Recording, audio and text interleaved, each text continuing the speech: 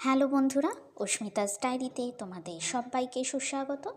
আজ আমি তোমাদের সঙ্গে একটা মাছের লেজের রেসিপি শেয়ার করব। তোমরা কে কীরকম মাছের লেজ খেতে ভালোবাসো আমাকে কমেন্ট করে জানিও।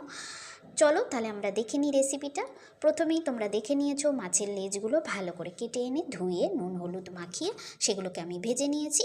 এরপর ওই কড়াইতেই তেল গরম করে তার মধ্যে কালো জিরে, হলুদ আর নুন আমি দিয়ে দেবো। হলুদটা দেওয়ার একমাত্রই কারণ ছিটে বা ফুটে আসে না, এতে গায়ের মধ্যে কিন্তু ফোসকা পড়ার সম্ভাবনাটাও থাকে না। তোমাদের টিপস আমি বলে দিলাম।